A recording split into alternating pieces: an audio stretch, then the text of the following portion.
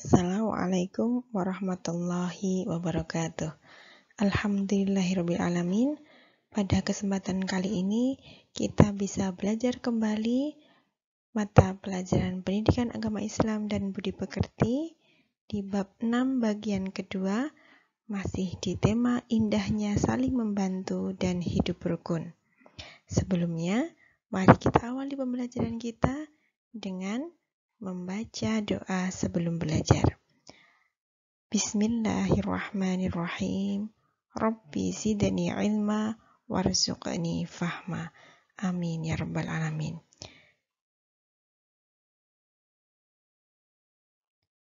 Tujuan pembelajaran kita kali ini adalah terbiasa membaca Al-Quran dengan tartil, memahami makna Quran surat Al-Hujurat ayat 12-13 dengan benar, membaca Quran surat Al-Hujurat ayat 12-13 dengan jelas dan benar, menulis Quran surat Al-Hujurat ayat 12-13 dengan benar, menunjukkan hafalan Quran surat Al-Hujurat ayat 12-13 dengan benar.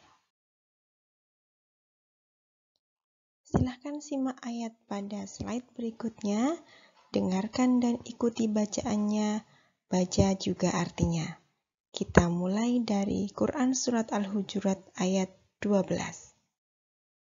Ya ayyuhalladzina amanu ijtanibu katsiran minadh dhanni inna ba'dadh dhanni ithmun wa la tajassasu wa la yaghtab ba'dukum ba'dha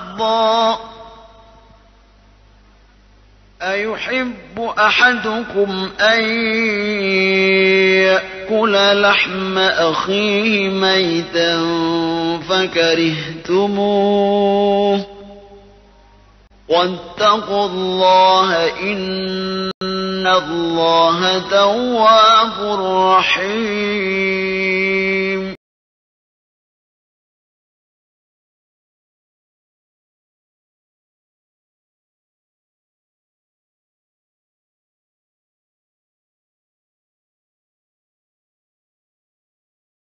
Berikutnya Quran Surat Al-Hujurat ayat 13.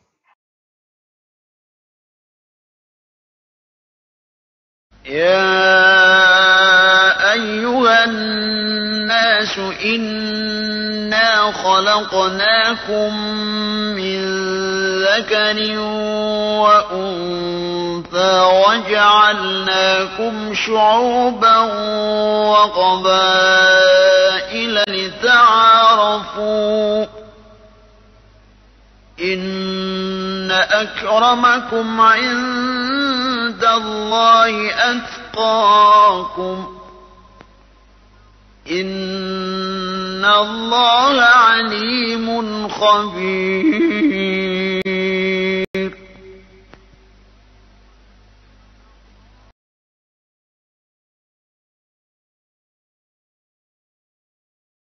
Penjelasan surat. Kata Al-Hujurat diambil dari ayat keempat surat Al-Hujurat yang berarti kamar-kamar, ruangan-ruangan ataupun bilik. Jumlah keseluruhan ayat dalam surat Al-Hujurat ada 18 ayat, termasuk urutan ke-49 dalam Al-Quran dan termasuk surat Madaniyah, diturunkan setelah surat Al-Mujadalah. Penjelasan ayat ke-12. Yang pertama, larangan berburuk sangka atau bersuudzon, larangan mencari-cari kesalahan orang lain, dan larangan bergunjing. Yang kedua, Allah memberikan perumpamaan bagi orang yang suka bergunjing itu seperti orang yang memakan daging bangkai saudaranya. Jadi, setiap kita bergunjing, kita sudah memakan bangkai saudara kita sendiri. Jijik pastinya ya. Yang ketiga, Allah memerintahkan manusia untuk bertakwa, yaitu melaksanakan perintahnya dan menjauhi larangannya. Yang keempat, Allah menerima taubat dan Allah Maha Penyayang. Pada ayat ke-13, Allah memberikan penjelasan bahwa manusia diciptakan oleh Allah dari sepasang laki-laki dan perempuan.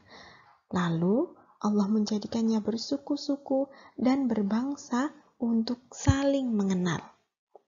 Yang kedua, derajat manusia di mata Allah ditentukan karena takwanya, bukan karena harta, jabatan, wajah, atau warna kulitnya.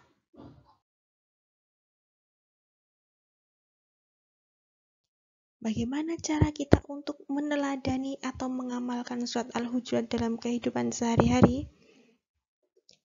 Ya, jangan berprasangka. Suudzon, nggih. Engko ge, jangan. Nggih. Kemudian jangan mencari kesalahan. Semua orang di dunia ini pasti punya salah. Kalau kita mencari-cari kesalahan, nggak akan ada habisnya. Yang kemudian, jangan pula menggunjing. Menggunjing ki apa toh? Ngerasani. Nggih, jangan pernah. Nggih. Kalau kita lakukan itu, berarti kita sama seperti dengan memakan bangkai saudaranya. Nggih, jangan pernah lakukan.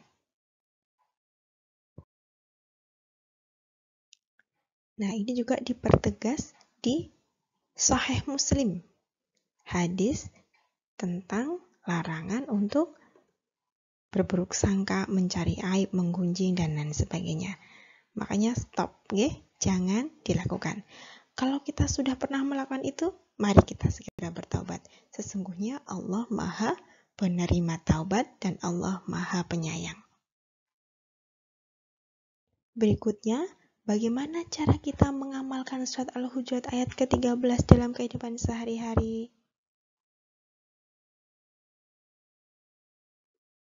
Ya, Allah menciptakan manusia itu bersuku-suku dan berbangsa-bangsa untuk saling mengenal, tidak untuk saling menjelekkan satu sama lain. Oleh karena itu, mari kita perdalam ilmu pengetahuan untuk mengetahui suku, bangsa, dan adat istiadat. Untuk apa? Menambah ilmu pengetahuan, bukan saling menjelekkan. Ya, masih di surat Al-Hujurat ayat 13, cara mengamalkannya. Bagaimana? Ini ada kata takwa kepada Allah sama dengan mulia. Kata kuncinya, siapa saja yang bertakwa kepada Allah, maka Allah akan memuliakan dia. Tidak peduli dari suku apa jabatannya, tukang sapukah, presidenkah, ya? Punya banyak uang atau tidak punya uang, berkulit putih, ganteng atau hitam, jelek, gak peduli. Allah hanya melihat manusia itu dari takwanya. Ketika mereka bertakwa, apapun dia, siapapun dia, apapun jabatannya, maka dimuliakan oleh Allah. Mereka adalah orang mulia dan insya Allah Allah akan menempatkan mereka semua ke dalam surga. Semoga kita semuanya adalah orang yang mulia. Bagaimana caranya? Mari kita lakukan semua perintah-perintah Allah dan kita jauhi semua larangan-larangan Allah. Kita tinggalkan sesuatu yang tidak bermanfaat, kita lakukan hanya yang bermanfaat. Insya Allah surga menanti kita semuanya.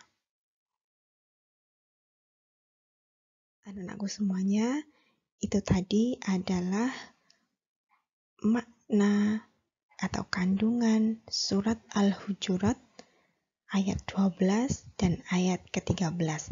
Semoga kita semuanya bisa mengamalkannya dalam kehidupan sehari-hari. Amin. Mungkin itu dari Ustazah. Semoga kita bisa diberikan kesehatan dan ilmu yang bermanfaat. Sampai jumpa lagi di lain kesempatan.